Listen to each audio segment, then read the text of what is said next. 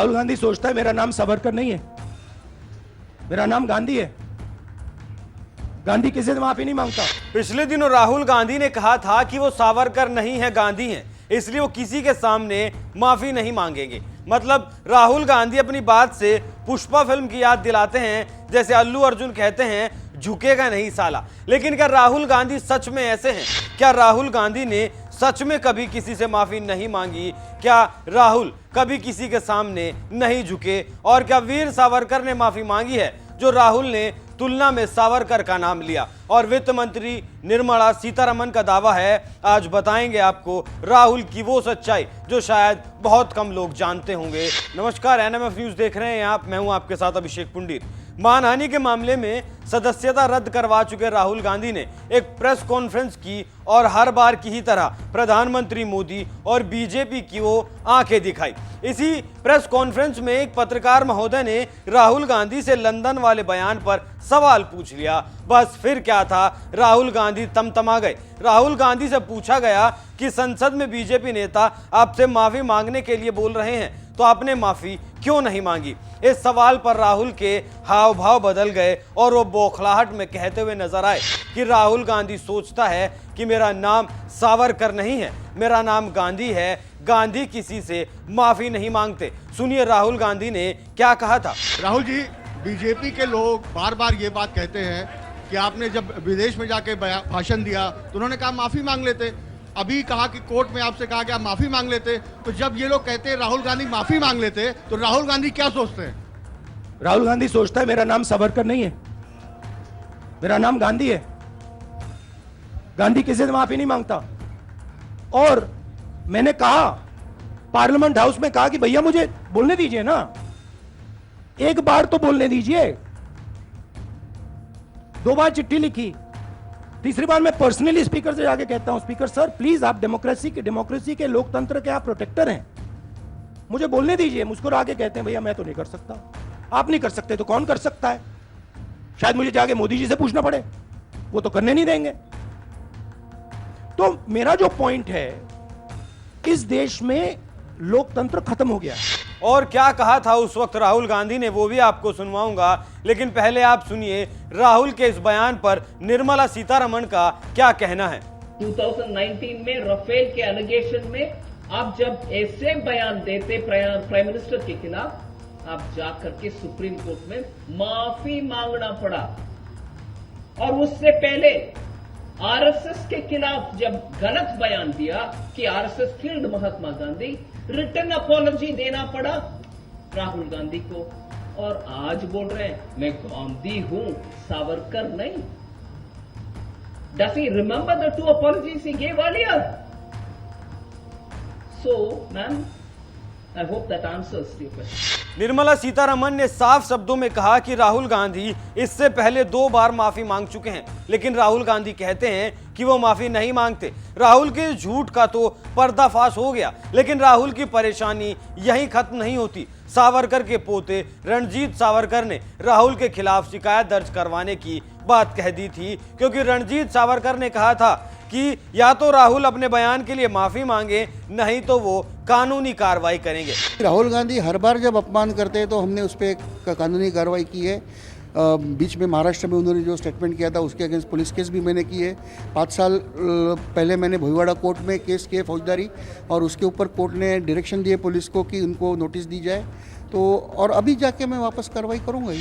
सिर्फ रणजीत सावरकर ही नहीं, राहुल के सहयोगी भी राहुल पर भड़क गए थे। उद्धव ठाकरे, जिनके साथ मिलकर राहुल गांधी कभी महाराष्ट्र की राजनीति का हिस्सा हुआ करते थे, उन्होंने भी राहुल के इस बयान पर उन्हें चेतावनी दे डाली। उद्धव ठाकरे ने एक कार्यक्रम के दौरान राहुल गांधी को चेतावनी देते हुए कहा था, हम वीर सावरकर का अपमान बर्दाश्त नहीं करेंगे। सावरकर की निंदा करना राहुल गांधी नहीं छोड़ते हैं तो गठबंधन तोड़ सकते हैं।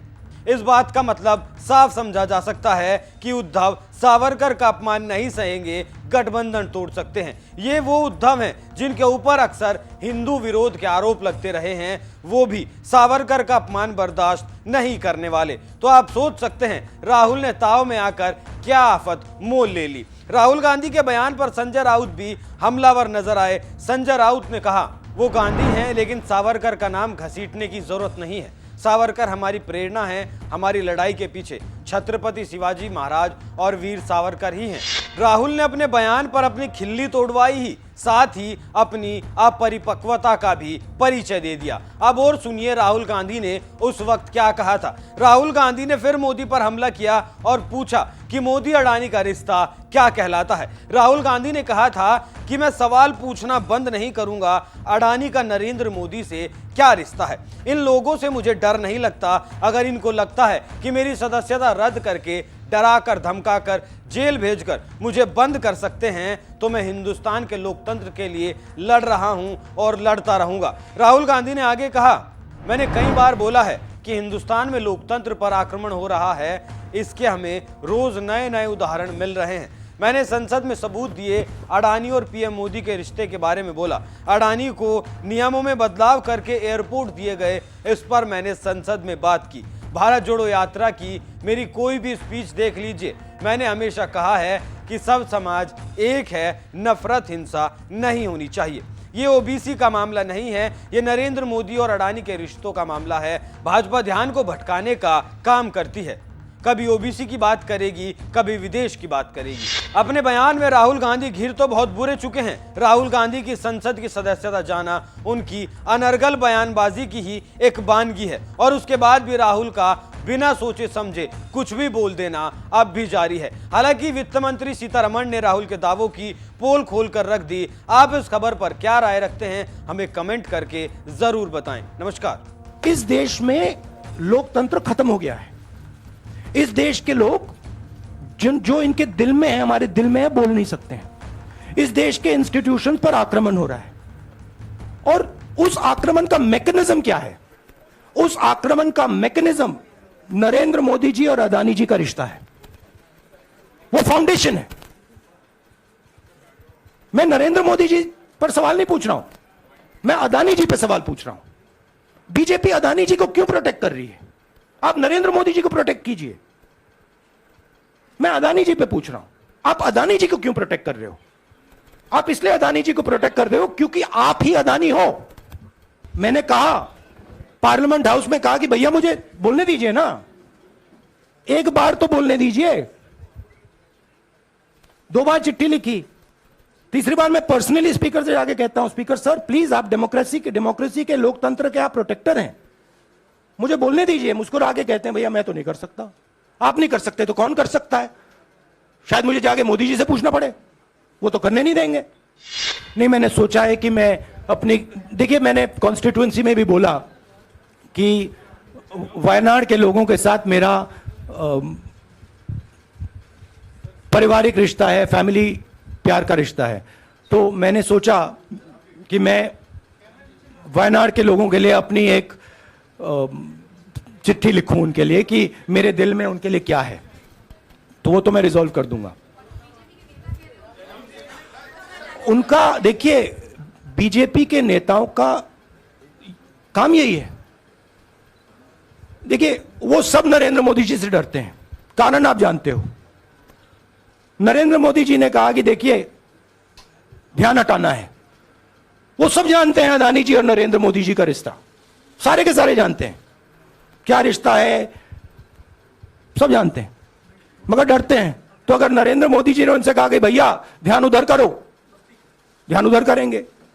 मगर सवाल यही है 20,000 करोड़ रुपए किसका है?